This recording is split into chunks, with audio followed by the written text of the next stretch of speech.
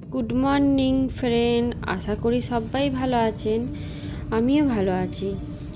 SS ফ্যামিলিতে সবাইকে welcome. SS ফ্যামিলির তরফ থেকে সবাইকে অনেক ভালোবাসা। দেখো, আমাদের গাছের পেয়ারা হয়েছে অনেক, কিন্তু পাখিতে খেয়ে নিচ্ছে আর নষ্টও করছে। তাই ভাবলাম আজকে পেয়ারা মাখাই করা যাক।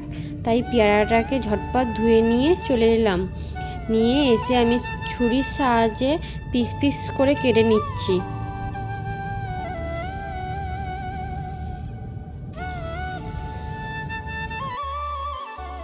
এরপর আমি ধনে পাতাটাকেও কেটে নেব।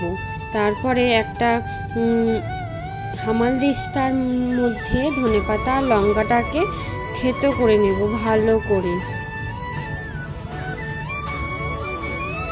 এরপরে একটা ডিশ নিয়ে ডিশের ওপর পেস্টটা তুলে নেব। তারপরে আমি পেয়ারা কুচিগুলো দিয়ে দেব। এরপর কাসুন্দি দেব, তারপরে একটু বিট লবণ দেব, তারপরে আমি একটু সস দিলাম, এরপর একটু চাট মশলা দিলাম।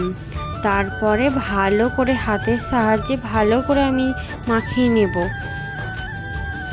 মাখানো হয়ে যাওয়ার পর দেখো কি সুন্দর লাগছে দেখতে। এখনই তো আমার জিভে জল চলে আসছে। চলো তাহলে একবার টেস্ট করে দেখা যাক।